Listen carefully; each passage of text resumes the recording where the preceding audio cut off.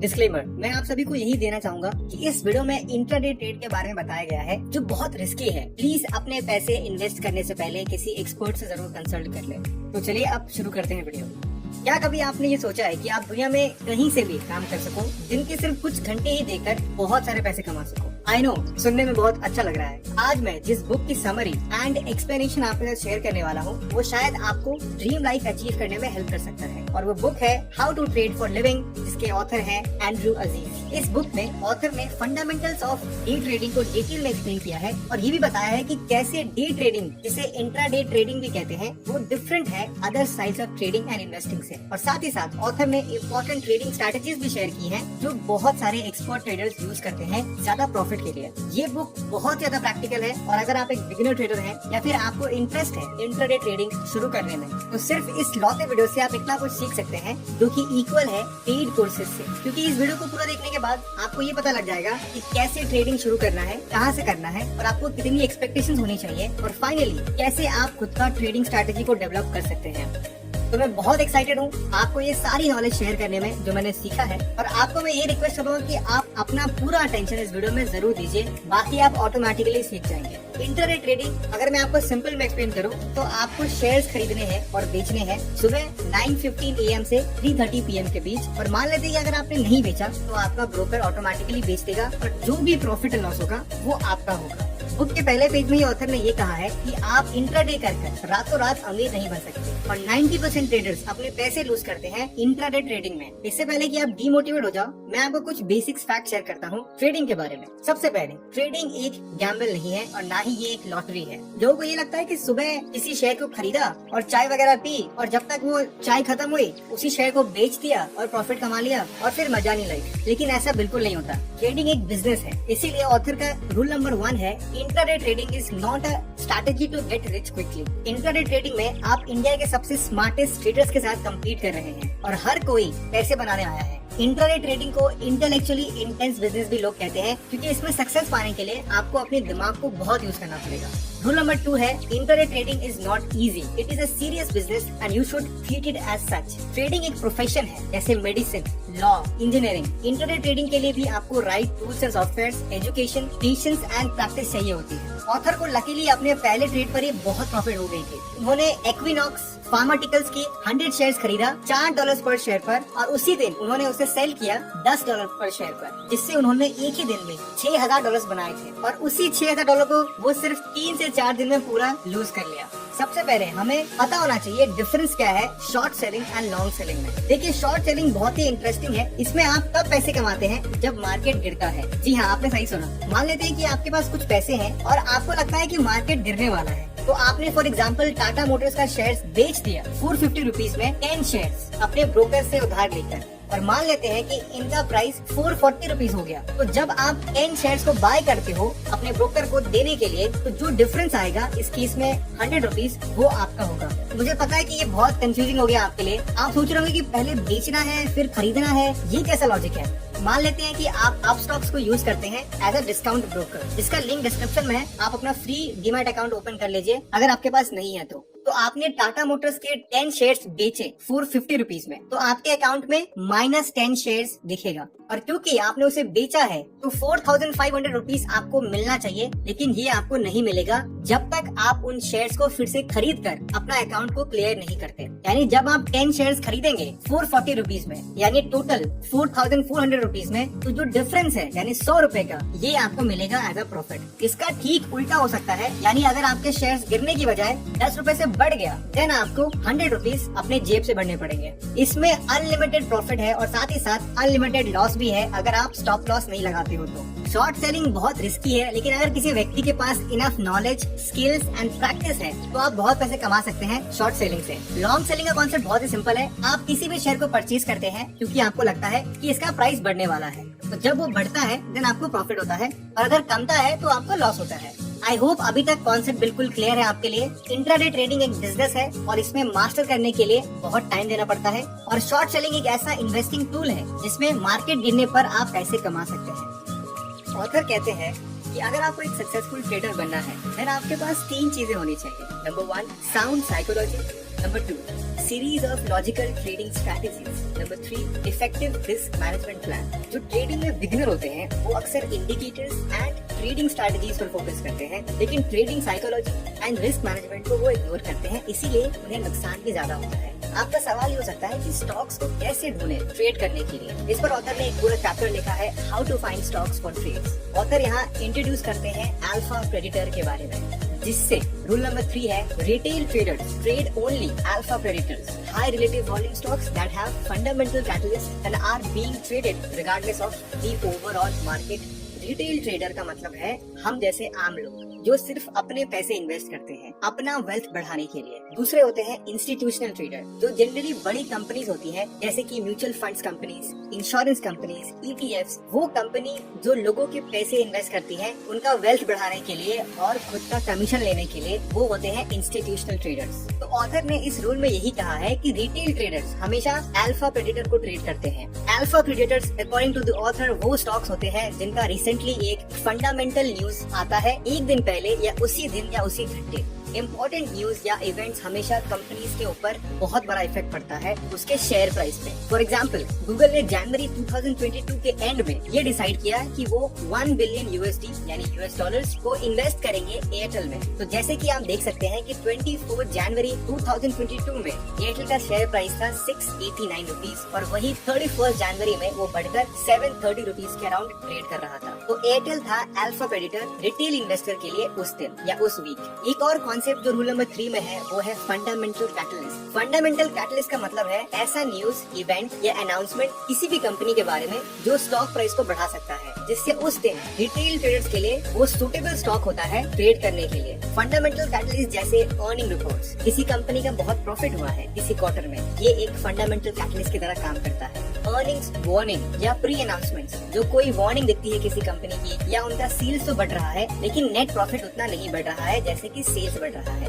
Mergers and acquisition, जब company किसी दूसरे कंपनी के साथ जुड़ती है तो उसके शेयर प्राइस बढ़ता है, या फिर कोई कंपनी अगर किसी दूसरे कंपनी को एक्वायर करती है तब भी उसका असर उनके शेयर प्राइस पे होता है। कॉन्ट्रैक्ट विन्स या लॉसेस, मैनेजमेंट न्यूज जैसे और भी चीजें आती हैं और एक एडवांस ट्रेडर इन चीजों को ट्रैक करता है, यानी वो ढूंढता रहता है फंडामेंटल कैटलिस्ट जिससे वो कंपनी अल्फा प्रेडिटर बन सकती है। किस तरह के स्टॉक्स को ट्रेड करना चाहिए उससे पहले हमें ये सीखना पड़ेगा कि स्टॉक्स कितने टाइप के होते हैं। ऑथर के अनुसार 3 कैटेगरी है स्टॉक्स के। नंबर 1, लो फ्लोट स्टॉक्स। फ्लोट का मतलब होता है किसी कंपनी के कितने शेयर्स अवेलेबल है ट्रेड करने के लिए। तो low float stock small cap companies के स्टॉक्स को कहते हैं। इनका प्राइस लो रहता है और वॉल्यूम भी लो रहता है, और इस कैटेगरी के स्टॉक्स में लोग सबसे ज्यादा पैसे कमाते भी हैं और लूज भी करते हैं। इसीलिए ऑथर स्ट्रिक्टली मना करते हैं एक बिगिनर ट्रेडर को कभी भी स्मॉल कैप कंपनीज में ट्रेड नहीं करना चाहिए जब तक कि उनको एक अच्छा एक्सपीरियंस ना हो जाए ट्रेडिंग का, क्योंकि ये 10% से 1000% तक भी एक दिन में ग्रो हो सकते हैं और डाउन भी हो सकते हैं। अगर आपने किसी के बारे में सुना होगा कि उसने अपने पैसे डबल कर लिए या 5 टाइम्स अपने पैसे बढ़ा लिए बस कुछ ही दिनों में, देन वो मोस्टली लो फ्लोट स्टॉक्स में ट्रेड किया होगा। दूसरा है मिड फ्लोट स्टॉक्स। दूसरे टाइप का स्टॉक है मिड फ्लोट स्टॉक्स यानी मिड कैप कंपनीज की स्टॉक। ये स्टॉक एक्सपेंसिव होती है लो फ्लोट स्टॉक से, और इस कैटेगरी में mostly institutional traders heavily invest करते हैं और रिटेल ट्रेडर्स इसे अवॉइड करते हैं बिकॉज ऑफ हाई प्राइस। तीसरे टाइप ऑफ स्टॉक्स हैं जिसे मेगा कैप स्टॉक्स ऑथर कहते हैं, यानी लार्ज कैप कंपनीज में। इंडिया में जैसे टाटा, रिलायंस, हिंदुस्तान यूनिलीवर जैसे कंपनीज लार्ज कैप कंपनीज है, जिसमें बहुत ज्यादा चेंजेस नहीं आती है क्योंकि ये बहुत बड़ी कंपनीज है और इनके शेयर प्राइस को मैनिपुलेट करना इम्पॉसिबल है। हर एक टाइप के स्टॉक के लिए ऑथर का एक फेवरेट स्ट्रैटेजी है। जैसे लो फ्लोट स्टॉक्स के लिए ओनली मोमेंटम, मीडियम फ्लोट के लिए VWAP एंड सपोर्ट और रेजिस्टेंस स्ट्रैटेजी, और मेगा कैप के लिए moving average and reversal strategies. और ये सारे हम इस वीडियो में सीखने वाले हैं, लेकिन अभी के लिए कॉन्सेप्ट को बिल्कुल क्लियर करते हैं। Retail traders alpha predator stocks को ढूंढते हैं जिनका रिसेंटली कुछ इम्पोर्टेंट न्यूज आया हो जो एज अ फंडामेंटल कैटलिस्ट जैसे काम करता है उसके प्राइस बढ़ाने या घटाने में। 3 तरीके के स्टॉक्स होते हैं, low float, mid float and mega float. यहाँ तक आई होप आप सभी को समझ में आ रहा होगा। अगर आपको फिर भी कुछ डाउट है तो आप कमेंट में मुझसे जरूर पूछ सकते हैं। मैं चाहता हूँ कि हर कोई ईच एंड एवरी कॉन्सेप्ट अच्छे से सीख ले, जिससे कि आप कुछ घंटों के लिए नहीं बल्कि लाइफ टाइम के लिए आपको सब कुछ याद रहे। अब हम सीखने वाले हैं ऑथर कैसे ट्रेड करते हैं और क्या उनकी चेकलिस्ट होती है बिफोर इन्वेस्टिंग एनी मनी, और वो कैसे अल्फा प्रेडिटर को ढूंढते हैं ट्रेडिंग के लिए। कोई भी ट्रेड ऑथर 2 तरीके से करते हैं। पहला है pre market morning watch list, जहाँ पर आप सुबह 9 बजे से पहले उठकर कुछ स्टॉक्स का वॉच लिस्ट आप क्रिएट करते हैं जिसे आपको ट्रेड करना है पूरे दिन में। दूसरा real time intra intraday scan, जहाँ पर आप ट्रेडिंग आवर्स में शेयर्स डिसाइड करते हैं इन्वेस्ट करने के लिए। और यही दो स्ट्रैटेजी ऑथर भी यूज करते हैं। उनका चेकलिस्ट कुछ इस प्रकार है। स्टॉक्स जिसका प्री मार्केट गैप अप या डाउन हो एटलीस्ट $1 यानी 75 रुपीज। स्टॉक्स जिनका average daily volume 1 million share से ज्यादा हो। तीसरा, जिनका एवरेज ट्रू रेंज 50 सेंट्स हो यानी 35 रुपीज से 40 रुपीज तक। चौथा, स्टॉक्स जिनका फंडामेंटल कैटलिस्ट हो। मैं एक एक चेकलिस्ट आपको समझाता हूँ। स्टॉक्स जिनका प्री मार्केट अप या डाउन हुआ हो एटलीस्ट 75 रुपीज। आपका क्वेश्चन ये हो सकता है कि प्री मार्केट गैप तक क्या होता है। ये बहुत ही सिंपल है। जब प्रीवियस डे का क्लोजिंग और करंट डे का ओपनिंग में गैप फॉर्म होता है उसे मार्केट गैप कहते हैं। जैसे कि आप इस चार्ट में देख सकते हो कि जो क्लोजिंग है लास्ट डे का एंड जो ओपनिंग है करंट डे का, उसमें एक गैप फॉर्म हुआ है और क्योंकि वो गैप ऊपर आया है तो इसे गैप अप कहते हैं। और जैसे कि आप दूसरे चार्ट में देख सकते हैं कि जो प्रीवियस डे का क्लोजिंग था और जो ओपनिंग है नेक्स्ट डे का वो नीचे है और इस गैप को कहते हैं गैप डाउन। तो market gap up and down आप कहाँ से देख सकते हैं? आपको जाना है NSE.com पे और मार्केट डेटा पर क्लिक करना है। उसके बाद प्री ओपन मार्केट पर क्लिक करिए तो आपके सामने निफ्टी 50 का डेटा आ जाएगा। और अगर यहाँ पे आप नोटिस करोगे तो आप देख सकते हैं कि अकॉर्डिंग टू 27 अप्रैल 2022 निफ्टी 50 में 3 कंपनी का प्राइस बढ़ेगा और 46 कंपनी का प्राइस कमेगा और एक का अनचेंज रहेगा। यानी 28 अप्रैल को ONGC, Adani ports and HDFC life के शेयर्स ज्यादा प्राइस से ओपन होने वाले हैं। वही नेस्ले इंडिया जो 263 रुपीज कम से ओपन होगा। श्री सीमेंट 160 रुपए से कम से ओपन होगा। तो ऑथर के अनुसार मार्केट गैप अप या डाउन हुआ हो एटलीस्ट $1 जो 75 रुपीज हम मान लेते हैं। तो इस लिस्ट में आप देख सकते हैं Maruti and UltraTech cement almost 55 rupees and 85 rupees के बीच में है। तो इसे हम एज अ रेफरेंस ले सकते हैं। पॉजिटिव में कोई भी इतना मार्केट गैप नहीं फॉर्म कर रहा है। अब हमें रिसर्च ये करना है कि मारुति एंड अल्ट्राटेक में क्या दिक्कत आ रही है, उनका शेयर प्राइस में मूवमेंट क्यों हो रही है। आपको इकोनॉमिक्स टाइम के वेबसाइट पर जाना है, वहाँ पर आपको अनाउंसमेंट पर क्लिक करना है तो आपको थोड़ा बहुत नॉलेज हो जाएगा कि कंपनी में क्या चल रहा है। दूसरा चेकलिस्ट है average daily volume of over 1 million share. इसका ये मतलब है कि वो शेयर का daily minimum 10 lakh shares buy and sell हो रहे हो। तीसरा चेकलिस्ट है एवरेज ट्रू रेंज जो 50 सेंट से ज्यादा हो। एवरेज ट्रू रेंज समझने के लिए ट्रू रेंज समझना होगा।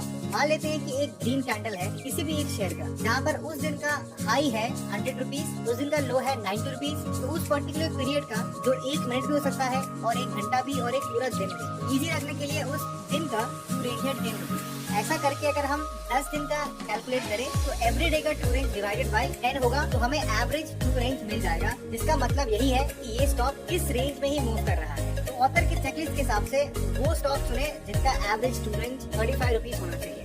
तो हमें tradingview.in और उसके बाद आपको चार्ट में जाना है। एग्जाम्पल के टाटा मोटर्स के शेयर को चूज करते हैं तो आपको पीरियड में क्लिक करना है 1 वीक। उसके बाद आपको इंडिकेटर्स में एवरेज ट्रू रेंज का यूज करना है। एंड जैसा कि आप ये रेड लाइन देख सकते हैं ये बेसिकली एवरेज ट्रू रेंज है। इसका ये मतलब है कि उस पर्टिकुलर वीक में टाटा मोटर्स के शेयर 34.72 रुपीज से चेंज हो रहे हैं। आप चाहे तो इसे बहुत सारे शेयर्स का एवरेज ट्रू रेंज देख सकते हैं। और चौथा चेकलिस्ट है उस स्टॉक का एक फंडामेंटल कैटलिस्ट होना चाहिए, जिसके बारे में हम ऑलरेडी सीख चुके हैं। अगर मैं ऑथर के अल्फा प्रेडिक्टर्स ढूंढने के चेकलिस्ट के समरी दूं तो नंबर 1 मार्केट गैप अप या डाउन होना चाहिए एटलीस्ट $1। स्टॉक जिनका average daily volume 1 million share से ज्यादा होना चाहिए यानी 10 लाख शेयर से ज्यादा होना चाहिए। तीसरा, एवरेज ट्रू रेंज 50 सेंट्स यानी 35 रुपीज से 40 रुपीज के बीच होना चाहिए क्योंकि तभी आप प्रॉफिट कमा पाएंगे। चौथा, एक फंडामेंटल कैटलिस्ट होना चाहिए। तो आप सेल्फ लर्निंग के लिए एक्सेल फाइल में company name, market gap up या down, volume, average true range and fundamental news का एक एक्सेल शीट बनाकर खुद प्रैक्टिस कर सकते हैं। इससे आपका कॉन्फिडेंस बढ़ेगा जब आप रियल ट्रेड करेंगे। उम्मीद करता हूँ कि आपको यहाँ तक कॉन्सेप्ट क्लियर है।